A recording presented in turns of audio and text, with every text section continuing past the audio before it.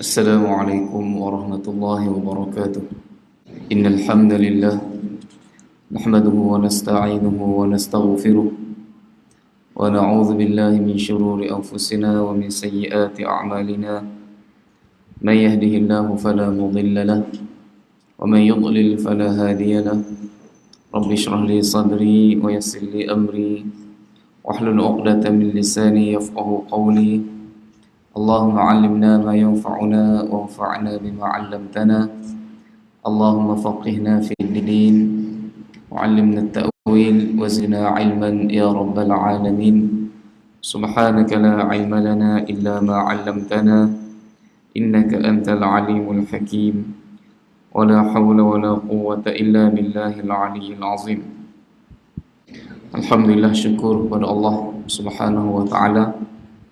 Pagi ini kita masih diberikan peluang, kesempatan untuk berada di rumah Allah, berjemaah dan berada dalam satu majlis ilmu. Jadi pagi ini kita nak sambung perbincangan berkenaan adab-adab pembaca Al-Quran. Dan hari ini kita nak masuk muka surat yang ke 39. Muka surat 39, iaitu pada bab yang kelima, adab-adab penghafal Al-Quran. Adab-adab penghafaz Al-Quran. Jadi sebelum ini Imam Nawawi rahimahullah telah kemukakan adab-adab yang berkait dengan guru Al-Quran dan pelajar-pelajar Al-Quran. Dan ia merangkumi ke semua bentuk pengajaran dan pelajaran Al-Quran, sama ada daripada peringkat bawah Iqra dan juga peringkat belajar membaca Al-Quran dipanggil Nazirah, dan juga peringkat yang lebih tinggi iaitu menghafal Al-Quran, dan lebih tinggi lagi mempelajari ilmu-ilmu yang berkait dengan Al-Quran, ilmu qiraat, ilmu tafsir dan seumpamanya. Jadi itu telah dibincangkan oleh Al-Imam An-Nawawi secara umum. Jadi bab yang kelima, Imam An-Nawawi nak sentuh berkenaan adab yang berkait secara khusus dengan penghafal Al-Quran. Dengan penghafal Al-Quran. Maknanya kalau kita tengok daripada susunan bab kitab Imam Nawawi ini, kita dapat memahami bahawa Al-Quran ini tidak memadai sekadar dibaca secara secara tengok nazirah. Lebih dituntut Al-Quran itu untuk dihafal, dan itulah yang menjadi amalan para salafus salih di kalangan sahabat-sahabat Nabi sallallahu alaihi wasallam dan juga generasi kemudian selepasnya. Dan alhamdulillah di tempat kita hari ini, dalam suasana sekarang ini, kita dapat tengok begitu banyak pusat-pusat pengajian yang mewajibkan hafalan Al-Quran, yang tumbuh dengan dengan begitu banyak. Jadi ini menunjukkan bahawa masyarakat sudah memberikan tumpuan terhadap hafazan Al-Quran, sudah memberikan tumpuan dan menunjukkan bahawa masyarakat juga sudah berubah kefahaman mereka lebih baik sedikit demi sedikit dalam interaksi mereka dengan Al-Quran. Dan termasuklah tempat kita ni yang telah beroperasi lebih 30 tahun, kita antara asasnya ialah hafalan Al-Quran. Bahkan jika nak masuk pengajian kitab sekalipun, sebenarnya ada beza yang ketara antara pelajar yang sudah hafal Al-Quran dengan pelajar yang belum menghafal Al-Quran. Walaupun boleh masuk pengajian kitab pelajar yang tidak menghafal Al-Quran, tapi bezanya sangat ketara. Sebab walaupun dalam pengajian kitab, walaupun kita tidak gunakan Al-Quran semata-mata sebagai silibus, berbeza dengan pengajian tahfiz, dia tidak ada kitab lain, hanya satu sahaja iaitu Al-Quran. Tetapi ayat-ayat Al-Quran diulang-ulang sebut dalam setiap kitab-kitab yang dipelajari di kelas-kelas kitab. Dalam kitab fiqh, dalam kitab tauhid, akidah, dalam kitab nahwu sekalipun, dalam kitab apa sahaja ilmu yang dipelajari, Al-Quran merupakan dalil, merupakan rujukan yang tertinggi dalam setiap bidang pengajian. Jadi sebab tu bila pelajar itu sudah menghafal Al-Quran, maka mudah untuk dia untuk dia mengaitkan apa yang dipelajari dalam kelas kitab dengan Al-Quran yang telah dipelajarinya semasa dalam kelas tahfiz. Berbeza dengan pelajar yang tidak menghafal Al-Quran, walaupun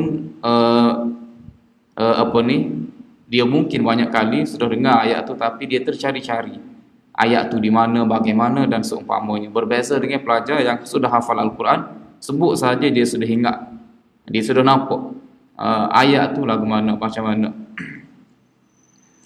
Jadi itu sangat-sangat membantu untuk pengajian kitab, pengajian alim. Jadi Imam Nawawi sebutkan sebahagian daripada adab ini telah dinyatakan dalam bab sebelum ini. Antara adab seorang penghafaz Al-Quran ialah dia perlu berada dalam keadaan paling sempurna. Paling sempurna, yakni dari segi kesempurnaan yang dituntut oleh agama, yakni dari segi akidahnya, dari segi ibadahnya, dan juga dari segi akhlaknya. Bukannya kesempurnaan dari segi keduniaan, walaupun mungkin dia tidak sempurna daripada dalam bab keduniaan. Mungkin pakaiannya tidak sempurna, mungkin kewangannya tidak sempurna, tapi agamanya hendaklah sempurna. Sebab dalam dadanya terhimpun, terkumpul Al-Quran yang merupakan sandaran, rujukan utama dalam agama Islam, dan berperibadi mulia serta menjauhkan diri daripada perkara-perkara yang dilarang oleh Al-Quran sebagai tanda mengagungkan Al-Quran. Sebagai tanda mengagungkan Al-Quran. Jadi kalau kita baca Quran, sebenarnya larangan yang terbesar yang sering diulang-ulang kali dalam Al-Quran ialah syirik. Ialah syirik. Jangan sesekali kamu melakukan syirik. Inna syirka la zulmun azim. Itulah perkara-perkara yang sangat dilarang dalam Al-Quran. Di samping larangan-larangan lain yang disebutkan oleh Allah Subhanahu wa taala. Jadi sepatutnya pelajar-pelajar, penghafaz Al-Quran menjadi orang yang paling kenal apakah itu syirik dan paling menjauhkan diri daripada syirik. Sebab syirik ini dia sangat sukar untuk difahami oleh mereka yang tidak mempelajari Al-Quran dengan baik. Sebab tu dalam Al-Quran Allah Ta'ala sebut, wa ma yu'minu aktsaruhum billahi illa wa hum musyrikun. Dan tidaklah mereka beriman dengan Allah, dan tidaklah kebanyakan mereka beriman melainkan dalam keadaan melakukan syirik. Melakukan syirik, walaupun syirik yang kecil. Jadi sepatutnya pelajar-pelajar Al-Quran menjauhkan diri daripada perbuatan syirik. Seperti berlebih-lebihan memuja kubur, memuja guru, memuja kubur dan seumpamanya. Itu kaum-kaum syirik yang banyak berlaku pada zaman sekarang ini, dan melibatkan ramai juga di kalangan pelajar-pelajar Al-Quran. Jadi simbol-simbol syirik, sepatutnya dijauhi oleh pelajar penghafaz Al-Quran. Jadi kalau nak beli kopiah pun, dia mesti kena allergic dengan kopiah-kopiah yang ada lambang-lambang tertentu, simbol-simbol tertentu, hatta dalam bab pakaian. Sebab itulah kita kata, Imam Nawawi kata, dalam keadaan paling sempurna. Simbol syirik pun tak ada pada tubuh dia, apatah lagi dia sendiri nak melakukan syirik. Kalau beli jersey,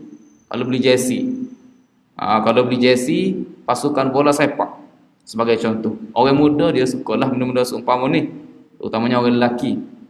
Dia mesti kena alert, kan kita kata. Kena kena berikan perhatian terhadap benda-benda seumpama ni. Pasukan-pasukan tertentu yang di logo dia, di rencana dia tu ada lambang-lambang syirik, sepatutnya dia dijauhkan. Dia jauhkan lambang-lambang kesyaitanan, lambang-lambang syaitan, devil, red devil dan seumpamanya, sepatutnya dijauhi. Sepatutnya dijauhi. Dia hendaklah terpelihara daripada pekerjaan yang hina, berhati mulia, merasakan dirinya lebih tinggi daripada para penguasa yang sombong, dan mereka yang jahat daripada kalangan penduduk dunia. Maknanya penghafal Al-Quran hendaklah ada dalam dadanya rasa izzah, rasa mulia, sehingga dia tidak perlu rasa takut, rasa bimbang semata-mata kepada orang lain, semata-mata kerana kedudukannya di dunia, kerana dia seorang yang masyhur, dia seorang yang ada kedudukan, dia seorang yang ada harta. Kerana harta yang dimilikinya dalam dadanya, ia tidak langsung memberatkan dirinya, tidak membebankan dirinya, jauh lebih mulia daripada segala harta, segala pangkat, kedudukan yang ada pada orang lain. Ini bukan bermakna nak suruh dia jadi seorang yang takabur.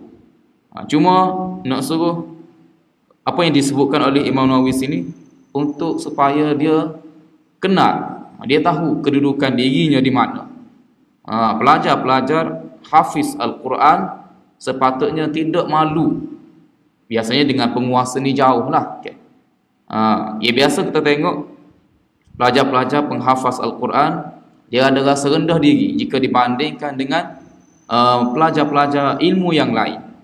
Bila balik bercuti, dia malu nak keluar bergaul dengan sepupu-sepupunya, keluarga-keluarganya yang selalu bercakap tentang tentang rizak, peperiksaan tertentu. Dia ni dapat sekian ni, dia ni dapat sekian ni. Dia apa pencapaian dia dalam pengajian dia? Apa pencapaiannya dalam pengajian dia? Orang tak tanya berapa juzuk. Itu tak ada dalam dalam perbualan masyarakat umum. Jarang orang tanya berapa juzuk. Orang tak tanya benda tu, kan? Orang tanya berapa A, berapa A. Berapa A. Lepas ni nak sambung mana pula, kan? Nak sambung mana pula? Pusat-pusat pengajian yang tertentu. Jadi pelajar tahfiz, dia kena tahu apa yang terkandung dalam dadanya jauh lebih mulia daripada apa yang terkandung dalam dada orang lain. Jadi bukan bermakna dia kena mencela, dia kena meremehkan orang lain, tidak. Cuma dia kena tahu, dia kena rasa izzah, dia tidak boleh rasa rendah diri, rasa lemah semangat. Masyarakat tidak memberikan perhatian kepadanya, kaum keluarganya tidak memberikan, tidak peduli pun pada dia, sebab dia tidak terlibat dengan apa yang dilalui oleh masyarakat dalam pengajian arus perdana. Tidak, dia terlibat dalam pengajian yang terpencil, jadi jadi itu maksud Imam Nawawi di sini. Bukannya nak suruh kita jadi sombong, nak suruh kita jadi takabur, tidak. Jadi dia perlu ada rasa izzah, rasa mulia. Itulah salah satu sebab, salah satu syarat untuk dia berjaya dalam pengajian dia. Dan kalau tidak ada rasa izzah ni, pelajar tahfiz, penghafal Al-Quran tidak ada rasa izzah, maka dia dengan sendiri akan rasa hina dengan apa yang dia lakukan. Setiap hari bergelumang dengan Al-Quran, dia rasa tak ada apa-apa. Dia rasa tidak mendatangkan apa-apa kebaikan untuk dirinya. Akhir sekali dia berhenti. Dia jadi seperti jadi seperti orang lain. Jadi seperti orang lain. Padahal dia sudah berada di tempat yang mulia. Cuma dari segi kelengkapan keduniaan sahaja yang lemah di pusat-pusat pengajian tersebut. Jadi apa yang disebutkan oleh Imam Nawawi ni, maksud kita ada rasa izzah. Maksud kita ada rasa izzah. Merendah diri terhadap orang-orang yang soleh. lebih tinggi daripada para penguasa yang sombong dan mereka yang jahat. Mereka yang jahat maksudnya di sini orang-orang yang terlibat dengan perkara-perkara yang maksiat, perkara-perkara maksiat. Sepatutnya pelajar-pelajar tahfiz tidak cenderung minatnya kepada orang seumpama ni. Orang seumpama ni sebagai contoh mudah, kalau artis tertentu, sebagai contoh, beberapa minggu lepas, sebulan lepas mungkin, ada artis tertentu sampai ke Malaysia untuk buat konsert penuh satu airport, peminatnya. Jadi bila pintu airport tu terbuka, artis tu keluar, semua berlari di airport ni, kejar artis tu. Daripada jauh nak tengok dengan dekat rupa artis pujaannya. Jadi kalau pelajar tahfiz ada juga terlibat dengan perbuatan seumpama itu satu perkara yang sangat-sangat memalukan.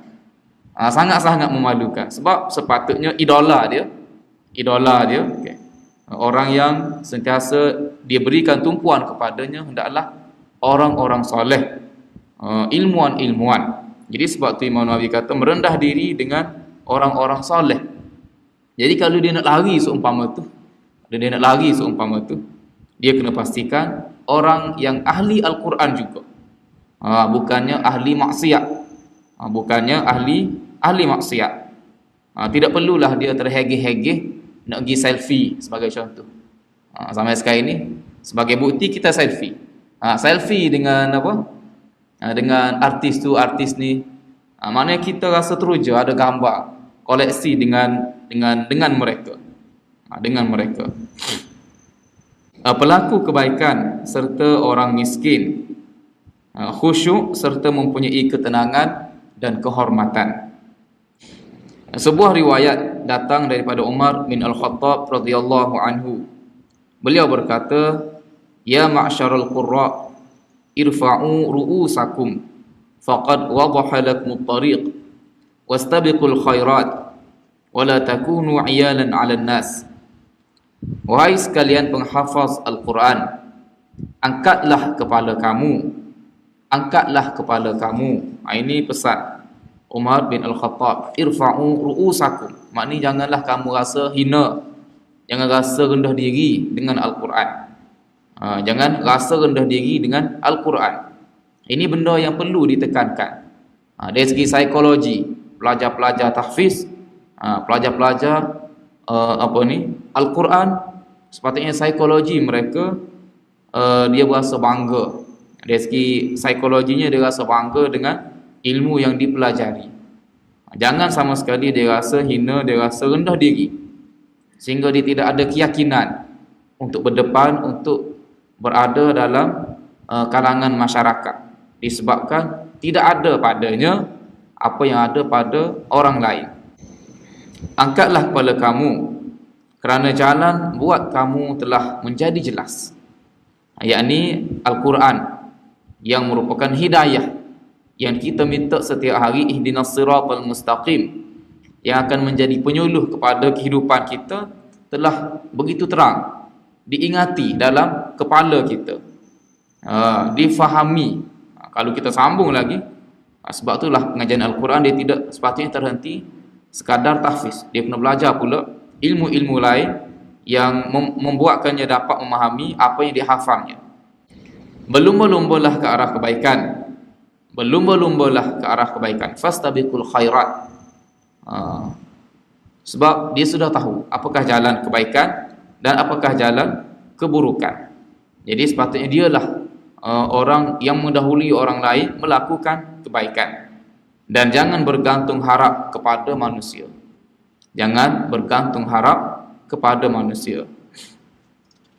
Ini pesanan yang sangat penting. Maknanya dari segi rezeki, dari segi keterjaminan hidup di dunia ni, bagi pelajar-pelajar tahfiz, sepatutnya mereka tidak rasa bimbang. Tidak perlu ada kebimbangan, sebab Allah Ta'ala telah pilih dia, telah kurniakan dia kepadanya satu nikmat yang besar, untuk menjadi salah seorang yang menjadi benteng agamanya. Jadi sudah tentu orang yang membentengi agamanya akan dapat pertolongan daripada Allah, akan Allah Ta'ala kurniakan benteng kepadanya hidup di dunia ni. In tansurullah yansurkum wa yuthabbit aqdamakum. Jika kamu membantu agama Allah. Jadi hafal Al-Quran ini sebenarnya membantu agama Allah. Allah Ta'ala akan bantu kamu. Jadi bila Allah Ta'ala sebut yansurkum, sudah memadai untuk kita, untuk kita rasa tenang, langsung tidak ada kebimbangan. Wa yuthabbit aqdamakum, dan Allah Ta'ala akan perteguhkan tapak kaki kamu. Maknanya Allah Ta'ala akan teguhkan kamu di atas jalan Allah, di atas jalan dakwah. Walaupun pelbagai cabaran di tengah-tengah tu, insya-Allah kamu tidak akan goyah, kamu tidak akan menyeleweng daripada jalan yang betul. Jadi cukup memadai dengan ayat tu. Memadai dengan ayat tu untuk kita tidak bergantung harap kepada manusia. Bergantung harap kepada manusia. Jalan rezeki hidup di dunia ni banyak. Allah Ta'ala boleh beri melalui jalan yang kita tidak pernah sangka-sangka. Wa may yattaqillaha yaj'al lahu makhraja wa yarzuqhu min haitsu la yahtasib. Sesiapa yang bertakwa kepada Allah, Allah Ta'ala akan berikan jalan keluar untuknya. Wa yarzuqhu min haitsu la yahtasib, dan Allah Ta'ala akan kurniakan rezeki kepadanya daripada sumber yang dia tidak sangka-sangka. Maknanya rezeki ni, sumber rezeki ni bagi orang yang memahaminya, sumber utamanya ialah daripada takwa. Jadi salah satu jalan yang mendekatkan seorang pada takwa ialah hafal Quran, belajar Al-Quran, memahami Al-Quran.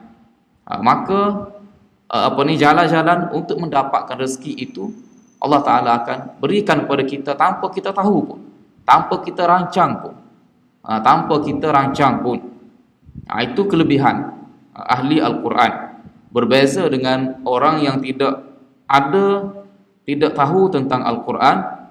Mereka daripada kecil lagi, daripada awal lagi dididik, diasuh bagaimana mereka kena ikut program-program tertentu supaya jelas, supaya nyata kepada mereka jalan rezeki mereka.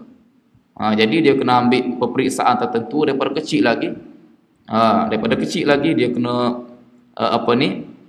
ikut program-program tertentu sehingga mendapat kelulusan tertentu dan terjamin rezeki mereka.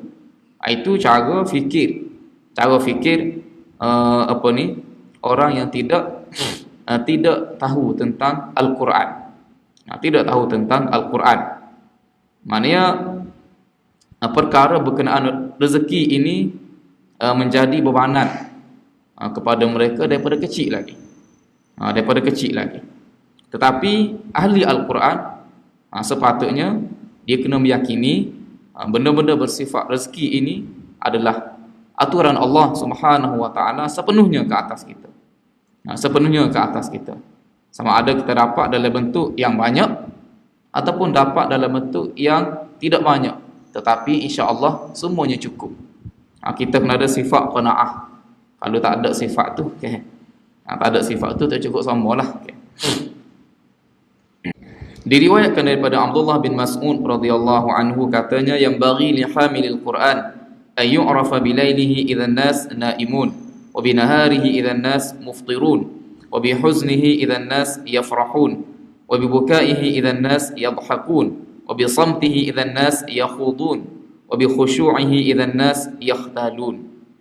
Seorang penghafal Al-Quran hendaklah dikenali dengan ibadah di waktu malam ketika orang lain sedang tidur, puasa di waktu siang ketika orang lain tidak berpuasa, ibadah di waktu malam ketika orang lain sedang tidur. Maknanya qiyamul lail, sembahyang malam. Jadi nak bangun awal untuk sembahyang malam, tentu sekali dia kena tidur awal. Kalau tidak dia tak boleh bangun. Kopak 4:30 bangun tahajud, apa kepentingan tahajud untuk pelajar-pelajar tahfiz ni?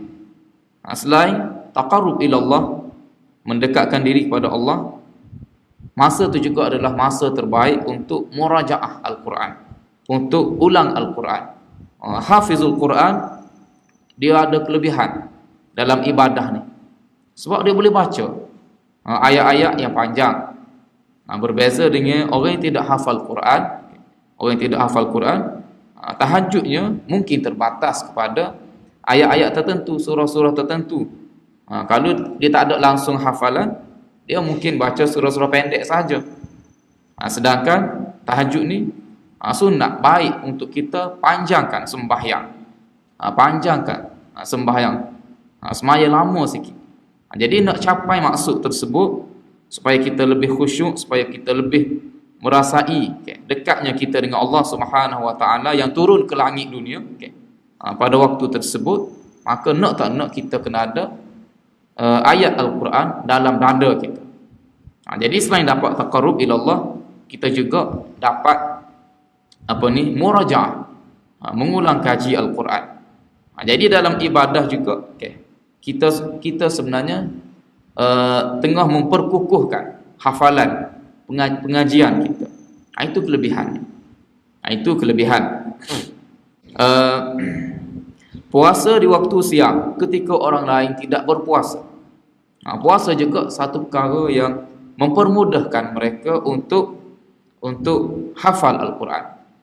Hafal Al-Quran, ulang kaji Al-Quran semasa Ramadan sebagai contoh, jauh lebih berkesan berbanding ketika tidak berpuasa selain pada Ramadan. Jauh lebih berkesan sebab fikirannya tidak perlu fokus kepada makan minum dan seumpamanya. Ini mungkin ada dari segi saintifiknya, wallahu alam, saya tak pernah baca, saya tak tahu. Mungkin ada lah. Kenapa bila perut kita kosong, ingatan kita lebih dapat kita tumpukan. Jadi sebab tu murajaah Al-Quran ni pengalaman hufazul Quran. Pengalaman hufazul Quran, Ramadan adalah bulan yang terbaik, waktu yang terbaik, waktu berpuasa, waktu terbaik untuk mengulang kaji Al-Quran. Sebab apa? Sebab manusia ni, Al-Quran ni dia nak sepenuhnya daripada kita, 100% daripada kita. Jadi kalau bulan biasa kita sibuk dengan makan dan minum beberapa kali sehari, maka kesannya berbeza dengan Ramadan. Sedih ketika orang lain bergembira. Maknanya bukannya dia tidak boleh bergembira, tetapi waktunya dengan Al-Quran lebih banyak daripada waktunya bergembira, bersukaria dengan orang lain. Hatta kalau hari raya sekalipun, dia kena mengulang kaji Al-Quran, murajaah Al-Quran. Kita nak raya ni, kita nak raya 2-3 minggu lagi ni. Walaupun pada hari raya dia tidak boleh meninggalkan Al-Quran. Dia kena ambil masa untuk Al-Quran setiap hari. Dia tidak boleh tinggal walaupun sehari. Tidak ada cuti sebenarnya. Wa bukaihi idzan nas yadhakun, dan menangis ketika orang lain ketawa. Diam ketika orang lain banyak berkata-kata.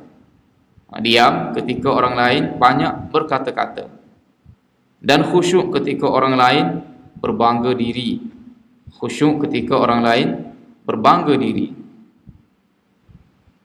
Sebab ini semua kerana tuntutan, komitmennya kepada Al-Quran. Kepada Al-Quran. Sebab itulah orang mulai mengulang Al-Quran semasa Ramadan.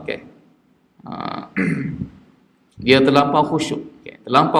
Tanyalah mana-mana imam tarawih yang baca melalui hafalan, bukan baca melalui mushaf, baca melalui hafalan. Tengok zi mana imam kita sini.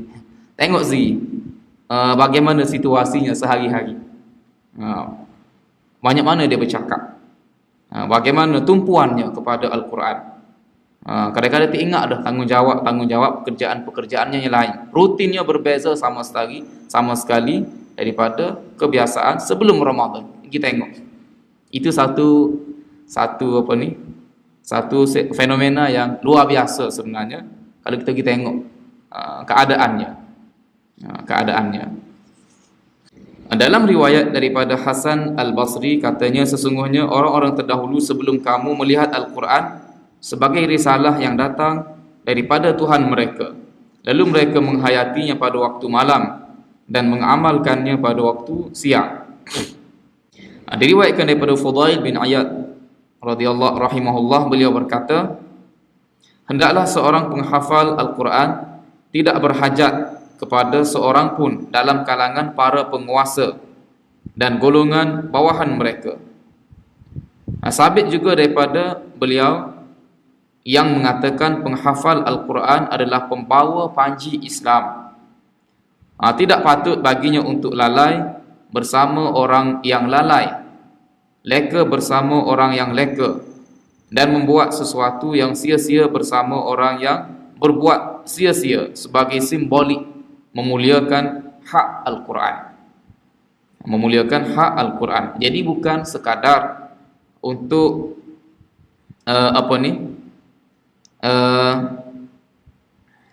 bukan sekadar kita tidak leka, kita tidak lalai, kita tidak melakukan perkara yang sia-sia, bukan sekadar simbolik, bukan sekadar simbol untuk memuliakan Al-Quran.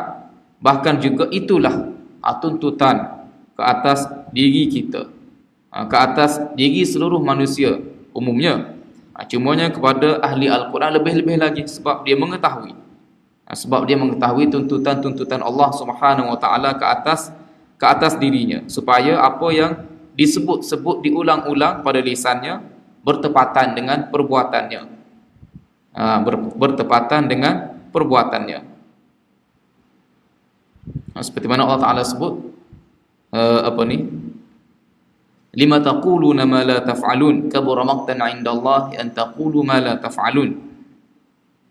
Kenapa kamu mengatakan apa yang kamu tidak lakukan? Kabura maqtan 'inda Allah, besar sekali kemurkaan, kebencian di sisi Allah. Kabura maqtan 'inda Allah an taqulu ma la taf'alun.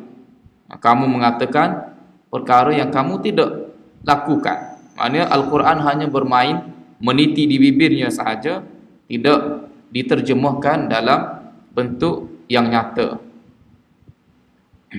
Lepas tu dia kata, waspada dalam menjadikan Al-Quran sumber rezeki. Sumber rezeki. Maknanya menjadikan Al-Quran sebagai sumber rezeki, maksudnya mempergunakan Al-Quran untuk mendapatkan rezeki. Berbeza dengan mendapat sedikit rezeki sebagai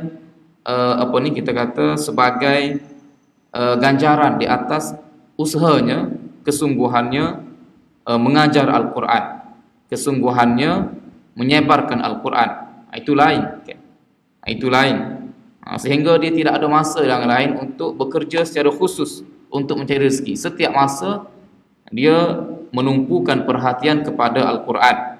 Jadi rezeki yang diperolehinya daripada usahanya itu tidak masuk menjadikan Al-Quran sebagai sumber rezeki. Ini maksudnya mempergunakan Al-Quran untuk rezeki. Antara yang paling penting yang untuk diperintahkan kepadanya ialah dia perlu penuh waspada daripada menjadikan Al-Quran sebagai sumber rezeki yang diusahakannya. Suatu riwayat datang daripada Abdul Rahman bin Shibl. Katanya Rasulullah sallallahu alaihi wasallam bersabda, "Iqra'ul Quran wa la ta'kulu bih wa la tajfu an wa la taghlu fih." Bacalah Al-Quran, jangan mencari makan dengannya, jangan menjauhinya dan jangan melampaui batas padanya. Diriwayatkan daripada Jabir radhiyallahu anhu daripada Nabi sallallahu alaihi wasallam baginda bersabda, iqra'ul Qur'an min qabli an ya'tiya qaumun yuqimunahu iqamatal qadah yata'ajjalunahu wa la yata'ajjalunah. Bacalah Al-Quran sebelum datang kepada kamu suatu kaum yang menegakkannya, yakni menegakkan Al-Quran seperti tegaknya kayu panah. Maknanya dia mempelajari Al-Quran, dia membaca Al-Quran dengan tepat, dengan betul dari segi dari segi makhrajnya, dari segi tajwidnya, dari segi hafalannya mantap. Yata'ajjaluna, tapi mereka mengharapkan perkara yang segera dengan Al-Quran, yakni mengharapkan dunia. Wala yata'ajjaluna, di sini ada sedikit kesalahan dari segi terjemahan. Yata'ajjaluna, yakni mereka mengharapkan perkara yang segera daripada dunia, yakni dunia, mengharapkan dunia. Usahanya bersungguh-sungguh daripada Al-Quran, hafal Al-Quran, belajar Al-Quran semata-mata untuk dapatkan dunia. Wala yata'ajjaluna, dan dia tidak mengharapkan perkara yang ajjaluna, yakni perkara yang lewat, yakni perkara akhirat, mengharapkan balasan daripada Allah Subhanahu wa taala daripada Al-Quran yang dipelajarinya, yang dipelajarinya. Contoh mudah, contoh mudah. Belajar Al-Quran, belajar Al-Quran, tapi buat bisnes dengan Al-Quran. Buat bisnes dengan Al-Quran. Ataupun tidak guna Quran secara langsung, tapi guna Quran sebagai sebagai iklan, sebagai perkara yang untuk menarik hati orang membeli produk yang dijualnya. Sebagai contoh mudah, beberapa minggu lepas ada seorang imam di tempat kita ni, dia pergi ke masjid saya. Saya imam nombor 3 di satu masjid. Jadi masa tu waktu maghrib. Jadi bila dia sudah tunggu saya, dia betul-betul duduk di belakang sejadah imam. Jadi selesai salat maghrib, dia ni Arab. Dia ni seorang Arab yang terkenal juga di tempat kita ni. Jadi sudah salat maghrib, dia bagi tahu kepada saya, dia sudah call imam tua, bagi tahu imam tua dia nak jadi imam isyak. Dan selepas salat isyak, dia nak minta masa untuk bercakap sikit dengan jemaah. Dia nak minta masa untuk bercakap sikit dengan jemaah. Saya pelik sebab imam ni tanggungjawab, imamah ni tanggungjawab. Dia tidak diminta, dan bila sesuatu tempat sudah ada imam yang dilantik, jadi orang yang alim dia tidak akan buat kalau seumpama ni, dia tidak akan terburu-buru melakukan tindakan yang tidak wajar, pergi minta. Padahal imam sudah ada. Jadi saya saya syok ada benda ni, ada perkara yang dia nak sebenarnya. Apa-apanya dibawa makanan sunnah. Dia letak di luar masjid. Jadi dia nak jadi imam isyak sebab dia nak pendengarkan suaranya kepada jemaah. Jadi bila jemaah, suara ni sebenarnya satu tarikan yang sangat besar kepada manusia. Kalau orang yang ada suara yang sedap, merdu, memang disukai oleh masyarakat, layu. Patuh hati dengan suara sahaja, tak perlu syarah panjang-panjang, tak perlu iklan panjang-panjang macam orang duk iklan di pasar malam tu habis suara, seruk tekak-tekak nak kempen barang jualan dia. Tapi nak jual barang di masjid, minta jadi imam sahaja. Jadi bila dia minta tu, saya pun cuba bantah jugalah. Tapi dia kata, saya minta dah kebenaran dengan imam tua. Saya pun kata, okey. Malah nak cakap banyak. Jadi sudah salat isyak apa semua, dia tunggu kebenaran saya lah untuk naik jadi imam. Saya pun tengok dia, saya ambil mic, saya jadi imam. Jadi sudah salat isyak tak ada tu. Dia sedih, mungkin dia sedih, mungkin dia tak puas hati lah dengan tindakan kita. Okay. Tu dia keluar dekat dekat barang jualannya, tak ada minta nak bercakap sebab dia tahu dah kita tak bagi. Jadi itu satu bentuk mempergunakan Al-Quran secara halus untuk melariskan barang perniagaannya. Itu contoh Al-Quran digunakan sebagai pelaris. Al-Quran juga digunakan sebagai barang bisnes. Niaga Quran, niagakan Al-Quran. Ni bulan Ramadan ni banyak kita dapat di masjid-masjid, banyak dapat surat daripada pusat-pusat pengajian tertentu buat program Ihya Ramadan. Jadi antara bentuk programnya ialah sesiapa yang nak dibacakan Al-Quran kepada waris-warisnya yang telah meninggal dunia, kita ada sediakan khidmat tersebut. Pelajar-pelajar kita akan khatam 20 kali. Khatam 20 kali. Baca surah Al-Ikhlas 70,000 kali. Dan zikir tahlil 70,000 kali. Dengan bayaran satu kepala RM20. Satu kepala RM20. Dia akan dapat bisnes dia. Dia akan dapat khatam Al-Quran 20 kali. 20 kali khatam Al-Quran 70,000 kali surah Al-Ikhlas.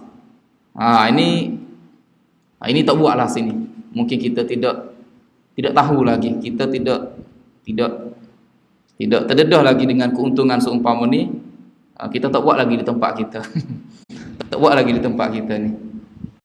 Tapi di luar sana kita kata RM20 pun okay. Satu kepala okay. Tapi sebenarnya okay, program-program seumpama ni mendapat sambutan yang sangat meluas, yang sangat hangat daripada masyarakat, terutamanya bila masuk Ramadan. Jadi walaupun RM20 tapi yang mendaftar okay, kadang-kadang ratusan, 500, 400 ribu pun ada. Jadi kalilah kayak 20 kali 1000, 20 kali 500. Berapa bisnes keuntungan daripada apa yang dia buat. Ailio saja modal dia. Modalnya. Wallahu alam khatam sungguh atau tidak. Tapi kita percayalah dia buat sungguh. Khatam sungguh 20 kali. Surah Ikhlas 70,000 kali. Wallahu alam, kita nak tahu juga kaedah dia hisap tu. Hisap tu. 70,000 ni siapa nak hisap? Diguna mesin apa nak hisap ke? Sekali baca naik nombor ke apa macam mana ke? Wallahu alam. Jadi benda-benda seumpama tu diniagakan. Masyarakat yang kurang membaca Al-Quran, yang tidak memahami kandungan Al-Quran, bersungguh-sungguh. Sebab masyarakat sukalah Al-Quran ini diswastakan kepada pihak-pihak tertentu supaya dia tidak perlu bersusah payah untuk baca, untuk belajar. Hanya perlu keluarkan sedikit duit, dia akan dapat. Tapi semuanya ini adalah permainan dunia dengan menggunakan agama. Agama dipergunakan untuk mendapat keuntungan dunia. Itu. Jadi kita minta kita dijauhilah daripada sifat-sifat, daripada fitnah-fitnah seumpama ini. Daripada fitnah-fitnah seumpama ni. Bila ditegur pun mereka berkeras mengemukakan pelbagai syubhat-syubhat, bukan dalil pun kononnya dalil, tapi sebenarnya itu adalah syubhat-syubhat yang mengelirukan. Itulah beberapa adab berkenaan dengan penghafaz Al-Quran. InsyaAllah bab yang seterusnya insyaAllah kita akan sambung kemudian. Wa akhiru da'wana alhamdulillahi rabbil alamin. Subhanallah.